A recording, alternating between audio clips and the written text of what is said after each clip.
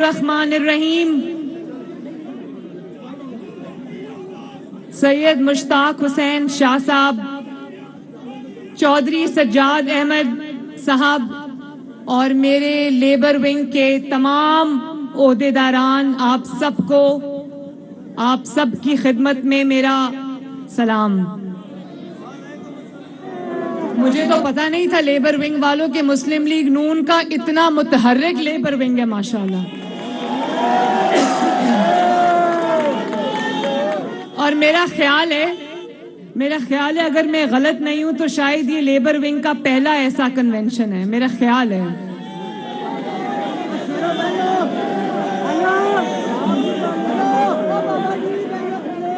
بہت مجھے خوشی ہوئی ہے دیکھ کے کہ ہمارے ملک کے جو محنت کش ہیں، ہمارے ملک کی جو ریڑھ کی ہڈی ہیں، ہمارے ملک کے جو مزدور ہیں، ان کا اتنا بڑا نمائندہ ونگ اور اتنا متحرک wing P M L N میں موجود ہے۔ آپ سب کو میری طرف سے شاباش۔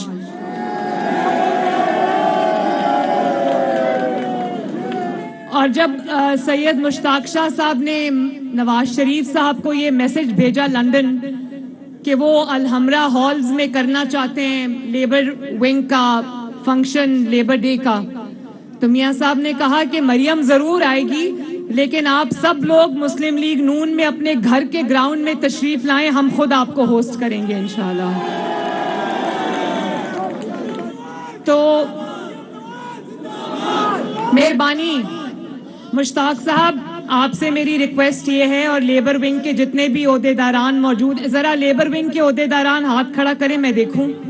واہ ماشاءاللہ۔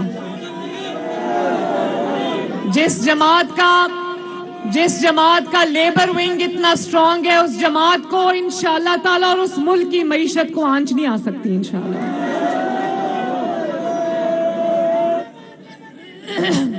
مشتاق صاحب، آپ اس کو لیبر ونگ کو اور زیادہ سٹرینتھن کریں، اس میں جو ملک کے محنت کش ہیں، اس ملک کے جو ریڑھ کی ہڈی کی حیثیت رکھتے ہیں مزدور، آپ ان کو اور زیادہ مسلم لیگ نون کے فولڈز میں لے کر آئیں اور اپنے اس ونگ کو اور زیادہ متحرک کریں اور ملک کے کونے کونے تک اس کو آپ پہنچائیں۔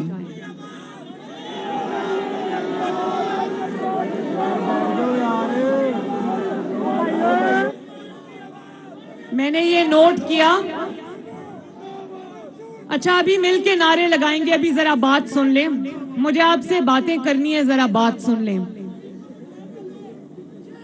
جو لوگ کھڑے ہیں وہ تشریف رکھیں تاکہ پیچھے جو لوگ بیٹھے ان کی آواز آ رہی ہے کہ ان کو نظر نہیں آ رہا، پلیز تشریف رکھیں۔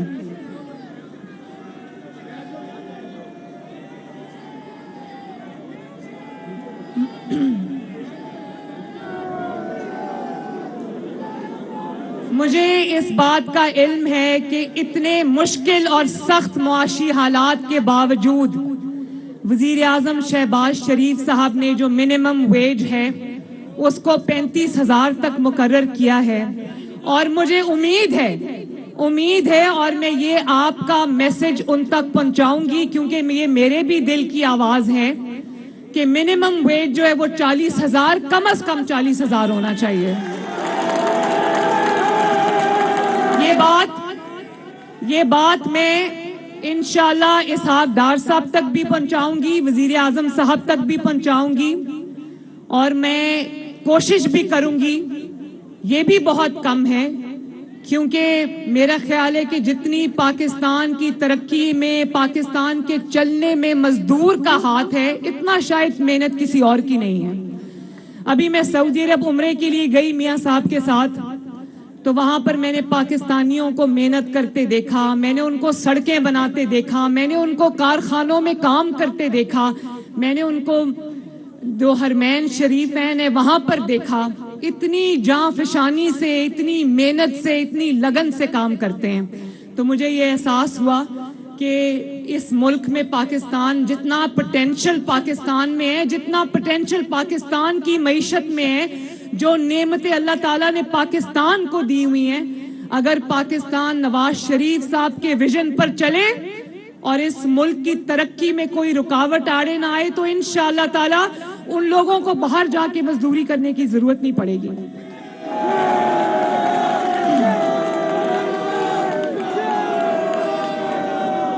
اور میرے بھائیوں اور بہنوں، زیادہ دور کی بات نہیں ہے، زیادہ پرانی بات نہیں ہے، یہ 2017 کی بات ہے۔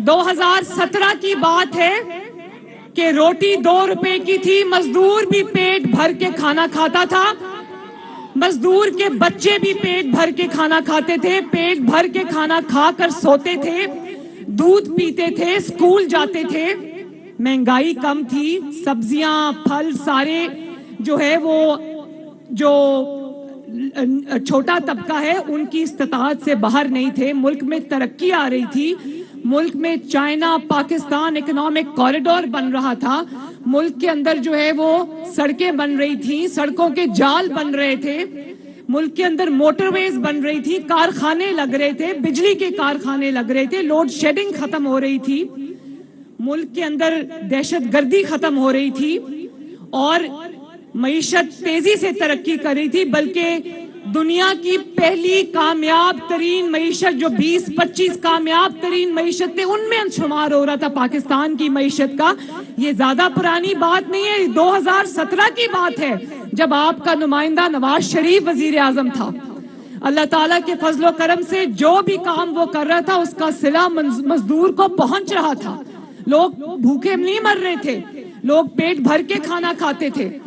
اور آج آپ یہ دیکھیں کہ میں کہتی ہوں کہ سب سے زیادہ ترقی میں ہاتھ مزدور کا ہے اور مزدور کو روٹی نہیں ملتی آج۔ اور آج میں نے سنا کہ یہ جو فتنہ ہے یہ مزدوروں کے لیے ریلی نکال رہا ہے، تو میں اس کو کہتی ہوں کہ تم ریلی نہ نکالو، تم صرف پاکستان کے خلاف سازش کرنا بند کر دو، مزدور کا بھلا ہو جائے گا۔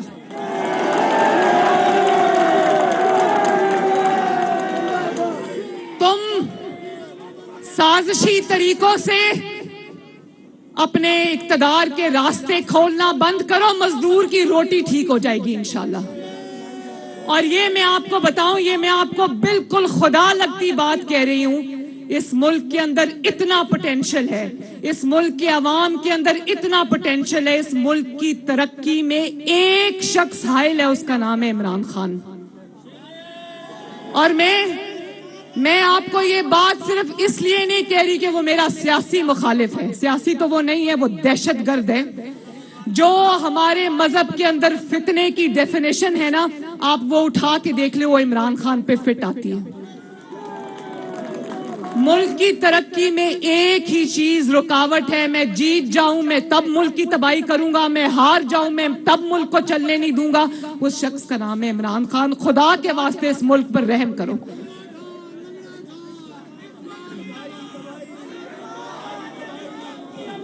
وہ بھی وقت تھا نا،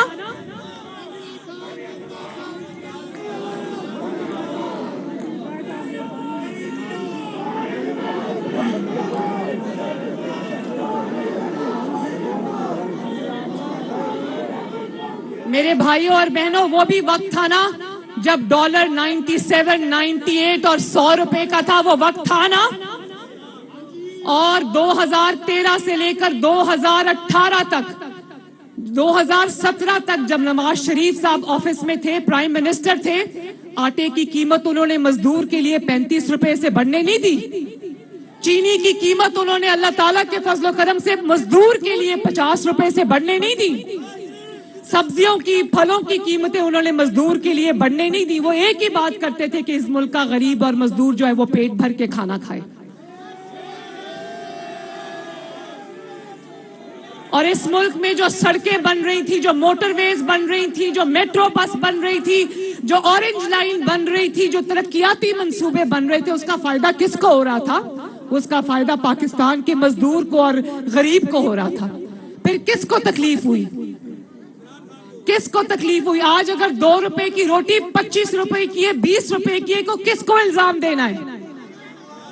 آج اگر وہ 97 پہ جو ڈالر تھا آج جو 297 روپے کا ہے، تو کس کو الزام دینا ہے؟ 280 روپے کا ہے، کس کو الزام دینا ہے؟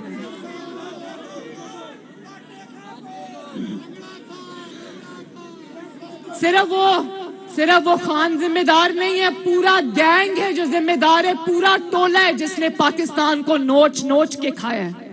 اور میں ابھی وہ بات کروں گی، وہ بات کرنی پڑے گی کہ یہ ملک آگے کیوں نہیں بڑھ رہا, یہ ملک پیچھے کی طرف کیوں جا رہا ہے. یہ بات آج مجھے کرنی پڑے گی, اور یہ بات مجھے آپ سے کرنی پڑے گی, تاکہ آپ کو یہ پتا چلے کہ آپ کے ملک کی جڑوں کو کھوکھلا کون کر رہا ہے, آپ کے ملک کو گدوں کی طرح نوچ نوچ کے کون کھا رہا ہے, اور اس کی کیا وجہ ہے. آپ کو یاد ہوگا یہ جو گینگ ہے جس کا سربراہ سرغنہ عمران خان ہے, اور جس میں طرح طرح کے پاکستان کا کرپٹ ترین جو شخص اٹھا کے دیکھ لو وہ اس گینگ میں شامل ہے, چاہے وہ ثاقب نثار ہو, یا وہ جنرل فیض ہو, یا وہ جسٹس مظاہر علی نقوی ہو, یا وہ ان کا کوئی بھی اعلی کار ہو. جس کو اٹھا کے آپ دیکھیں گے وہ شخص پاکستان کا کرپٹ ترین فرد نکلے گا جو اس کے ساتھ شامل ہے. اور 2017 میں آپ کو یاد ہوگا 2017 میں جب نواز شریف کا اور آپ کا پاکستان تیزی سے ترقی کر رہا تھا, عمران خان کا 2014 کا دھرنا فیل ہوا, 2017 کا اس کا 16 کا لاک ڈاؤن فیل ہوا. جب پے در پے اس کی ہر چال ناکام ہوئی تو اس وقت جو جسٹس کھوسا تھا, آصف سعید کھوسا, اس نے دیکھا کہ عمران خان کی تو ہر چال ناکام ہو رہی. اس نے عمران خان کو کہا کہ ادھر ادھر مارے کیا پھرتے ہو, میرے پاس لے کر آؤ, میں نواز شریف کو تمہارے راستے سے کانٹے کی طرح ہٹاتا ہوں. اور پھر آپ نے دیکھا کہ نواز شریف صاحب کو ایک اقامہ پر نکال دیا گیا, تو یقین مانو اس کا نواز شریف کو نقصان کم ہوا, پاکستان کو نقصان زیادہ ہوا. اور وہ دن ہے, اور آج کا دن ہے, پاکستان جو ہے وہ ٹریک سے اتر گیا ہے, پاکستان ٹریک پہ چڑھتا ہوا نظر نہیں آ رہا. اور اگر آپ کو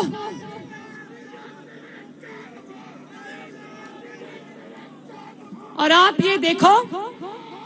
یہ دیکھو کہ ان کو نظر آ رہا تھا کہ ملک ترقی کر رہا ہے, ان کو نظر آ رہا تھا ملک ترقی کر رہا ہے, لیکن کسی کو ایکسٹینشن چاہیے تھی, کسی نے وزیر اعظم بننا تھا, کسی نے کچھ کرنا تھا. تو یہ ان کا جو اس ٹولے کا جو آپس میں یہ ایک دوسرے کے بینیفیشریز تھے, انہوں نے ملک کا اتنا بڑا نقصان کر دیا کہ ملک آج, میرا ملک, آپ کا ملک آج سنبھلنے میں نہیں آ رہا. اور آج آپ دیکھو, آج اس کا رپیٹ ہو رہا ہے, آج اس کا رپیٹ ہو رہا ہے. آج بھی آپ دیکھو جب عمران خان کی حکومت ختم ہوئی, شکر ہے ختم ہوئی, لانگ مارچ اس کا ناکام ہوا, جیل بھرو تحریک اس کی ناکام ہوئی, نئے چیف آف آرمی سٹاف کی تقرری کو روکنے کی سازش اس کی ناکام ہوئی, ہر حربہ اس کا ناکام ہوا, اسمبلیاں توڑنے کا فیصلہ ناکام ہوا. تو آج آپ دیکھیں ایک نئی جوڈیشل اسٹیبلشمنٹ آ گئی ہے اس کو بچانے کے لیے.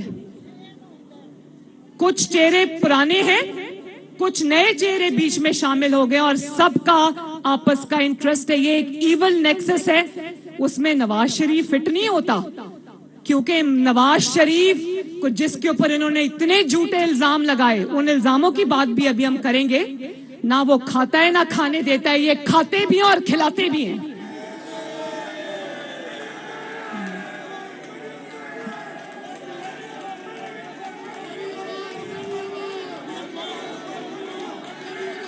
اور آج آپ دیکھو کہ اس کا ہر حربہ, اس کی سیاست ناکام ہوئی تو بچانے کے لیے وہ 3 ممبر بینچ آ گیا. آج ملک کو جتنے بھی آئینی اور قانونی جو ہچکولے ملک کھا رہا ہے, مسائل جو پیدا ہوئے ابھی ریسنٹلی, اس کا ذمہ دار وہ کنٹروورشل سو موٹو نوٹس ہے جو جسٹس اعجاز الاحسن اور مظاہر علی نقوی نے لیا. عمران کی جب سیاست ہچکولے کھا رہی تھی, پے در پے ناکامی سے دوچار ہو رہی تھی, تو انہوں نے جسٹس کھوسا کی طرح کہا کہ یہ تو ناکام ہوتا جا رہا ہے, اس کو سہارا دو, اس کو کندھا دو. تو وہ جو کیس لاہور ہائی کورٹ میں چل رہا تھا اس کو کھینچ کے زبردستی وہ 3 ممبر بینچ جو ہے وہ اپنے پاس لے گیا, اور سو موٹو نوٹس جو ہے اس پر لیا گیا. اور آپ دیکھو آج پاکستان میں اتنی معیشت کی برا حال ہے, پاکستان کے اندر ترقی جو ہے اس کو وہ جام ہو چکی ہے، لیکن آپ یہ دیکھو ملک کو کس قسم کے زبردستی کے مسائل میں الجھایا ہوا ہے. اور آپ دیکھو کہ جسٹس اطہر من اللہ نے جب الیکشن کا انہوں نے فیصلہ کیا، ان کو الیکشن کی جلدی نہیں ہے، ان کو یہ جلدی ہے کہ ان کے ہوتے ہوتے الیکشن ہو جائے، ورنہ ہمیں الیکشن جتانے والا کوئی نہیں ہوگا.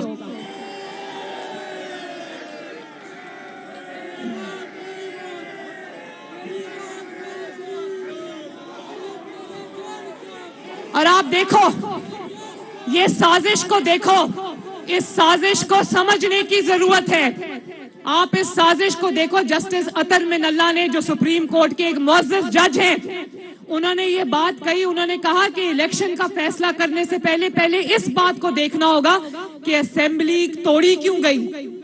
اس وقت تو لوگوں کو یہ پتا تھا نا کہ اسمبلی میلافائڈی توڑی گئی، بدنیتی سے توڑی گئی. پرویز الہی اسمبلی توڑنا نہیں چاہتا تھا، اس کو زبردستی اسمبلی جو ہے وہ عمران خان نے توڑوائی. اب تو وہ بات بھی کہیں پیچھے رہ گئی. اصل سازش کا بھانڈا خود اس فتنہ خان نے پھوڑا کہ حکومت ختم ہونے کے بعد یہ ایوان صدر میں عمران خان جو ہے یہ باجوہ سے ملا، جو تب چیف آف آرمی سٹاف تھا، اور صدر کی موجودگی میں کہتا ہے کہ مجھے جنرل باجوہ نے کہا تھا تم اسمبلیاں توڑ دو. اس طرح یہ اسمبلی ٹوٹی. اور آج یہ سوال کرنا بنتا ہے نا پاکستان کی عوام کا کہ کس منصوبے کے تحت آپ کو کہا گیا کہ وہ اسمبلی توڑو، اور وہاں توڑنے تک بات ختم نہیں ہوتی. بات یہ تھی کہ اسمبلی ٹوٹے گی اور سپریم کورٹ میں سہولت کار بیٹھے جو آپ کو الیکشن آپ کے آگے رکھ دیں گے.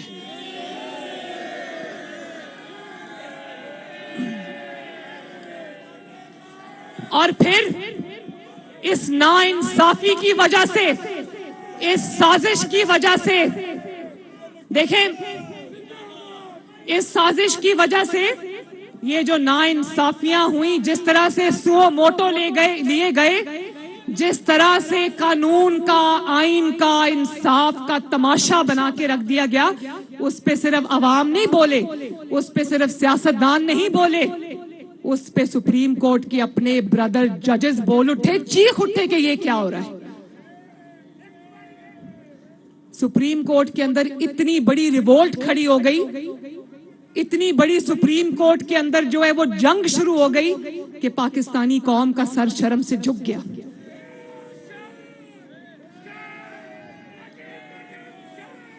اور آپ دیکھیں آج صرف میں بات نہیں کر رہی، سیاستدان بات نہیں کر رہے، پارلیمنٹ بات نہیں کر رہی، پہلے بات جو ہے وہ برادر ججز نے کی. سپریم کورٹ کے سینئر ترین ججز نے اس ناانصافی کے خلاف، اس سازش کے خلاف آواز اٹھائی. اس کے بعد بار کاؤنسلز نے اس کے خلاف آواز اٹھائی.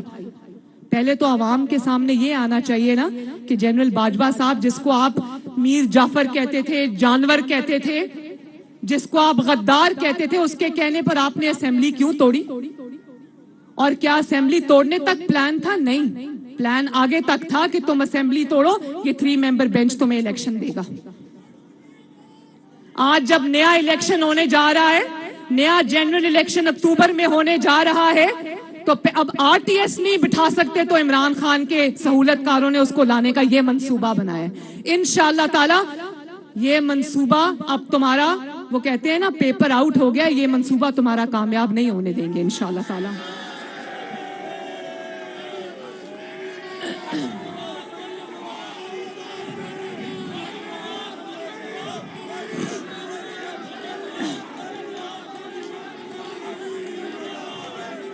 اور آج بھی دیکھو میرے بھائیوں، آج بھی دیکھو میری بہنوں، ایک بات غور طلب ہے، پیچھے سے بیٹھ کے ڈوریاں کون ہلا رہا ہے؟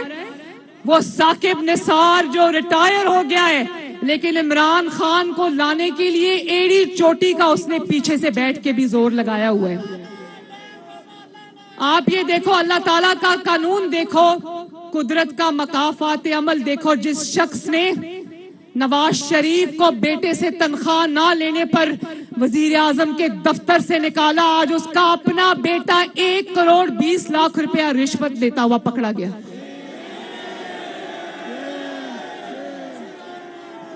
ثاقب نثار کا بیٹا، اس کی آڈیو ہم نے سنی، اس کا بیٹا کہہ رہا ہے کہ کسی کو جو ٹکٹ کے لیے اپلائی کیا ہے پی ٹی آئی کے ٹکٹ کے لیے، اس کو کہہ رہا ہے کہ تم نے اگر 1,20,00,000 سے کم لیے تو میں تمہاری ٹانگیں توڑ دوں گا.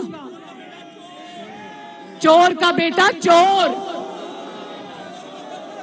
اور دیکھو، اور نہ صرف یہ کہ چور کا بیٹا چور، لیکن کیسی چوری کی ٹریننگ والد صاحب نے دی ہوئی ہے.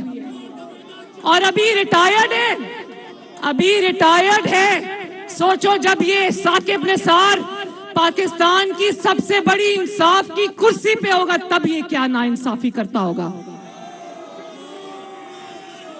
تو آج پاکستان کی عوام یہ پوچھتی ہے، ثاقب نثار صاحب بتاؤ، اگر ایک ٹکٹ کے تم 1,20,00,000 لے سکتے ہو تو پاناما کیس میں نواز شریف کے خلاف فیصلہ کرنے کے تم نے کیا لیا؟ مجھے بتاؤ آج.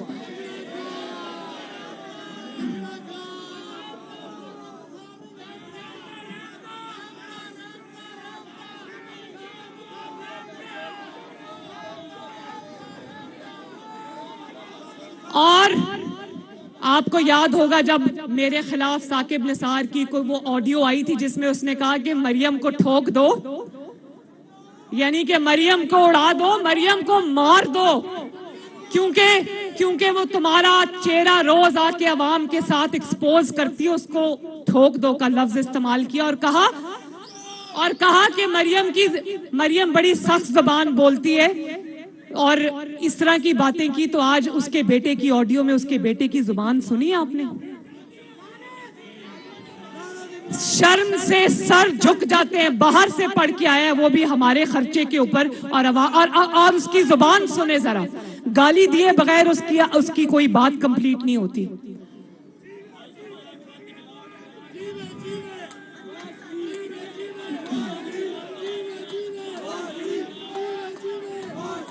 مجھے بتاؤ میرے بھائیوں اور بہنوں، نواز شریف نے جب کہا تھا میں نے اپنا فیصلہ اللہ رب العزت پہ چھوڑ دیا، تو آج نواز شریف صاحب کو کچھ کرنے کی ضرورت ہے؟ یہ خود بھی بول رہے ہیں، ان کے ساتھی بھی بول رہے ہیں، اور ان کے بچے بھی بول رہے ہیں. اور اس ملک کا حال دیکھو. دنیا کے مہذب ملکوں میں جو ترقی کرتی ہوئی قومیں، وہاں پر عدالتوں میں جا کے دیکھو، وہاں پر کانسٹیٹیوشن پہ فیصلے ہوتے ہیں، آئین پہ فیصلے ہوتے ہیں، قانون پر فیصلے ہوتے ہیں، میرٹ پر فیصلے ہوتے ہیں. یہاں کیسے فیصلے ہوتے ہیں؟ یہاں فیصلے ساسوں کے کہنے پہ ہوتے ہیں، یہاں فیصلے دامادوں کے کہنے پہ ہوتے ہیں، یہاں فیصلے بیٹوں کی رشوتوں پر ہوتے ہیں. اب آپ کو پتا چلا کہ آج اگر مزدور کے پاس روٹی نہیں ہے تو کیوں نہیں ہے؟ آج اگر پاکستان کی ترقی خواب ہو گئی ہے تو کیوں ہو گئی ہے؟ اس لیے کہ وہاں پر 1.25 کروڑ میں انصاف بک رہا ہے. اور آپ دیکھو، میں نے کہا نا کہ پرچہ آؤٹ ہو گیا. وہاں پلاننگ یہ ہو رہی ہے. ثاقب نثار اور عمران کا وکیل خواجہ طارق رحیم وہاں کیا کہہ رہے ہیں؟ وہ کہہ رہے ہیں کہ وزیر اعظم کے خلاف کنٹیمپٹ کا پرچہ دیں گے. تم فکر نہ کرو. مطلب اگر کوئی پہلے ہم ناانصافی کریں گے، سازش کریں گے، کوئی بولے گا تو اس کے خلاف کنٹیمپٹ کا پرچہ دے. جتنے پرچے مرضی دینے دو، ہم یہ بھگت کے آئے ہیں سارا کچھ، اب تمہاری باری ہے.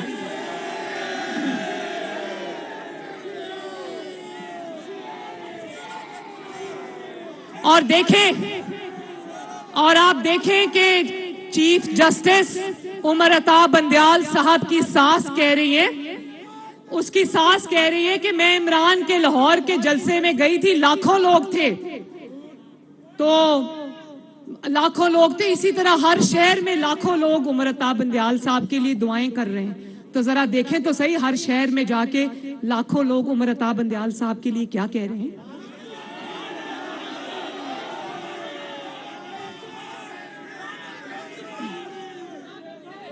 اور پھر جب یہ آڈیوز باہر آئی تو کہتے ہیں کہ یہ کسی کی ذاتی کانورسیشن ہے، کسی کی ذاتی باتیں یہ کیوں ٹیپ ہوئی اور یہ کیوں سامنے آئیں.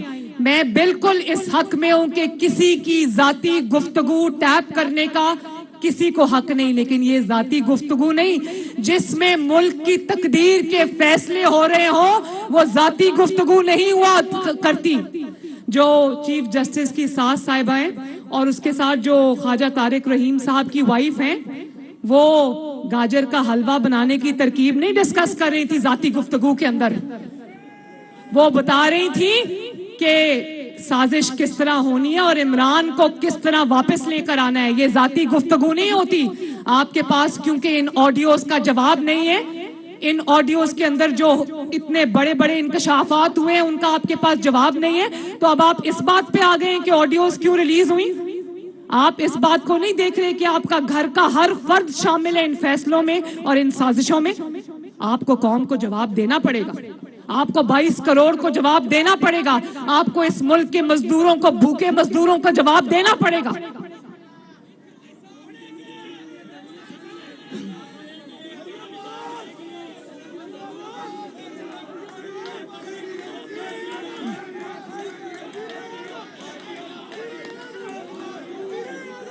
और आप देखो ये जो टोला है, ये जो गैंग है, ये किसको लाना चाहता है। जो आरटीएस बिठाकर जब हुकूमत में आया तो उसने मुल्क की मईशत का बेड़ा गर्क कर दिया, पाकिस्तान के ताल्लुकात पूरी दुनिया से तबाह कर दिए।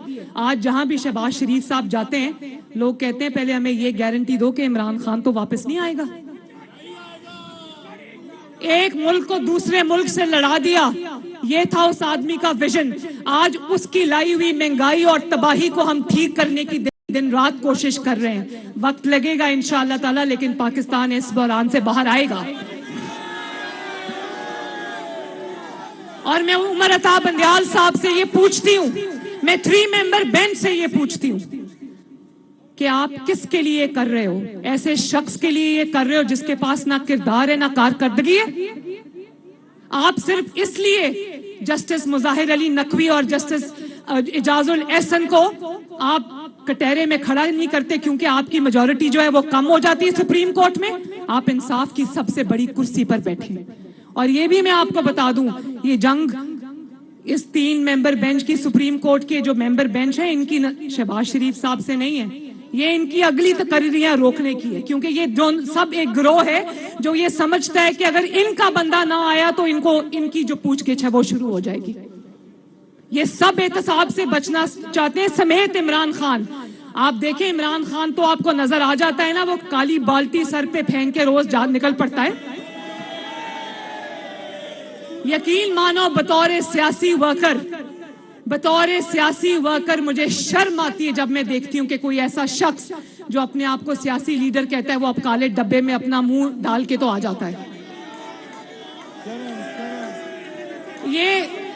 ये जो मनाजिर है ना, ये काली बाल्टी, काला डब्बा, उसमें 2 आंखें बनी हुई हैं, ये दुनिया में कभी किसी ने नहीं देखे। लीडर सीना तान के पेश होते हैं।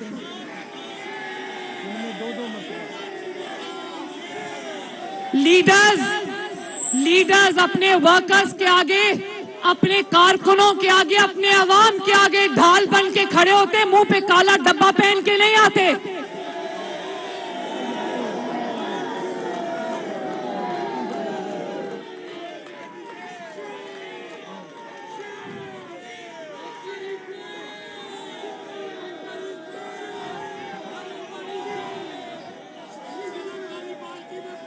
किस शख्स को तुम हमारे सरों पर दोबारा मुसल्लत करना चाहते हो? उस शख्स को जो जब नशा करता है तो उसको समझ नहीं आती कि वो बोल क्या रहा है। और आप देखो कि पहले जब इस्तीफे दिए तो अदालत पहुंच गए कि हमारे इस्तीफे मंजूर किए जाएं। अब अदालत जा रहे हैं कि हमारे इस्तीफे नामंजूर किए जाएं। पहले असेंबली तोड़ी और बड़ी रौनक के साथ तोड़ी, अब सुप्रीम कोर्ट जाने वाले हैं कि हमारी असेंबलियां बहाल की क्यों किए जाएं। भाई ये मुल्क तुम्हारे वालिद साहब का मुल्क है।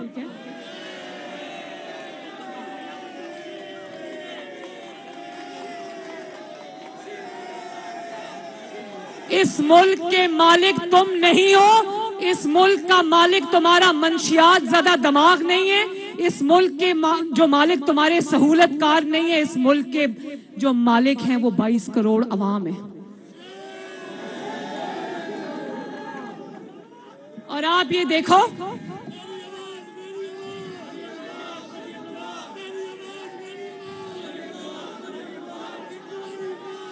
اور نواز شریف کو باہر رکھ کر دیکھیں، جب نواز شریف کے ساتھ ظلم کرنا تھا، ناانصافی کرنی اس ملک میں کتنی آسان ہے کہ اس کے لیے بلیک لا ڈکشنری آ جائے تو نواز شریف آفس سے باہر، کتنی بیٹے سے تنخواہ، جھوٹی تنخواہ، خیالی تنخواہ نہیں لی، وزیر اعظم دفتر سے باہر.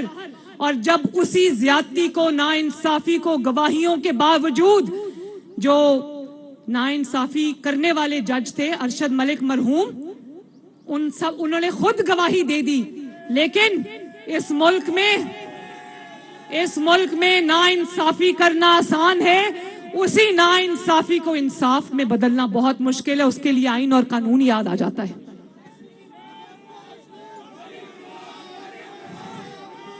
میں نے کہا تھا نا، نواز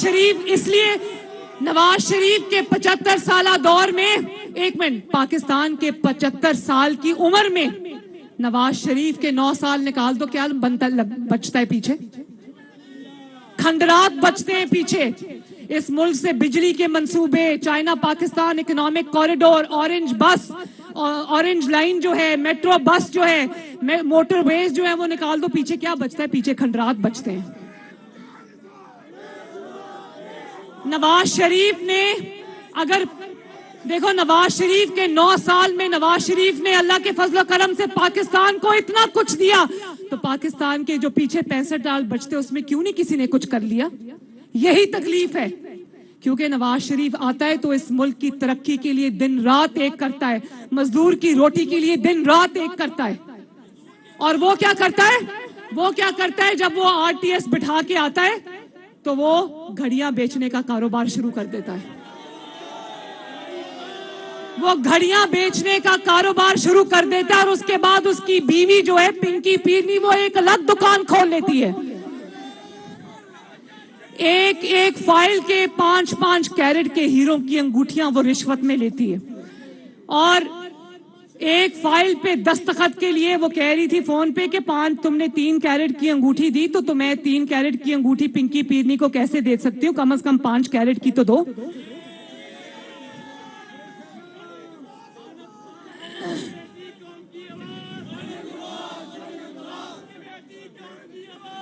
تو بات یہ کہ جس کو چور کہا وہ صادق اور امین نکلا.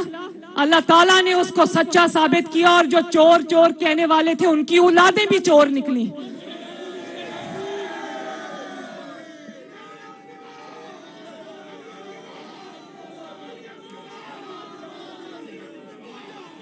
اب آپ کو پتا چلا ہے، میں عوام سے پوچھتی ہوں کہ اب آپ کو پتا چلا ہے کہ اصل سسیلین مافیا کون ہے، اصل گاڈ فادر کون ہے اس ملک کے؟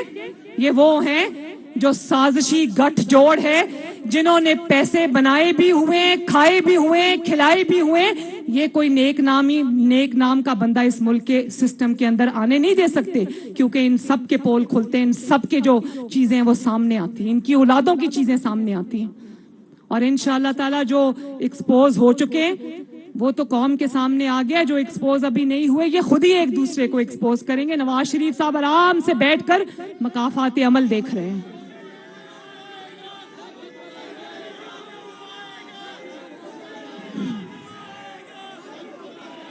اور پھر آپ یہ دیکھو، پارلیمنٹ نے ایک قانون بنایا، پارلیمان نے، نیشنل اسمبلی نے، جو آپ کی نمائندہ اسمبلی ہے، آپ کے نمائندوں نے ایک قانون بنایا. وہ فرض پورا کر رہے تھے جو آئین پاکستان نے آپ کے نمائندوں کو پارلیمنٹ کو سونپا ہے، اور وہ ہے قانون بنانا. وہ قانون بنا رہے تھے، لیکن وہ قانون بھی اس 3 ممبر بینچ کو منظور نہیں. اس کی وجہ یہ ہے کہ وہ قانون سپریم کورٹ کو سٹرونگ کرتا ہے، سپریم کورٹ کو مضبوط بناتا ہے، لیکن سازشوں کو جو ہے وہ ایکسپوز کرتا ہے، سازشوں کو وہ ختم کرتا ہے، ون مین شو کو وہ ختم کرتا ہے. وہ کہتے ہیں نا پولیٹیشن ان روبز، جو پولیٹیشن نے یونیفارم پہنا ہوتا ہے نا ان کا ججز کا، یہ سپریم کورٹ کے اپنے ججز کے الفاظ ہیں، پولیٹیشن ان روبز. تو آپ کو اس قانون کی اس لیے تکلیف ہے کہ وہ قانون جو ہے وہ آپ کی ون مین شو کو ختم کرتا ہے، آپ کی ناانصافیوں کو ختم کرتا ہے. تو آپ جو مرضی کر لیں، پارلیمنٹ کو حق دیا ہے पार्लियामेंट को आइन ने ये हक दिया है कि वो आपके लिए, इस मुल्क के लिए, इस मुल्क की बेहतरी के लिए लॉज बनाए, इस मुल्क की बेहतरी के लिए कानून बनाए। वो तो बना के रहेगी और इंशाल्लाह वो इम्प्लीमेंट भी होंगे, आपको करने पड़ेंगे। आपको पार्लियामेंट का फैसला मानना पड़ेगा, आपको इस मुल्क के आइन का फैसला मानना पड़ेगा, आपको इस मुल्क के कानून का फैसला मानना पड़ेगा, आपको इस मुल्क के मुंतखब नुमाइंदों का फैसला मानना पड़ेगा और इंशाअल्लाह ताला पार्लियामेंट अपना फैसला मनवा के रहेगी।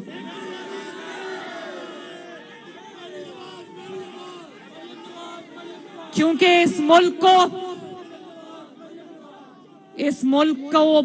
का जो आइन है वो भी सुप्रीम है और इस मुल्क का जो आइन ने ताकत दी है पार्लियामेंट वो भी सुप्रीम है और उसकी बात आपको माननी पड़ेगी।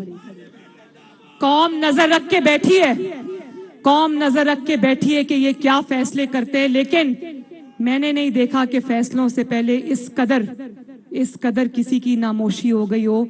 कोई भी इज्जतदार शख्स होता, इतने संगीन इल्जामात लगे, इतने संगीन सबूत सामने आए हैं, कोई भी इज्जतदार शख्स किसी मुहज्जब मुल्क में होता तो इस्तीफा देके घर चला जाता, लेकिन ये आज भी वहीं के वहीं बैठे हैं।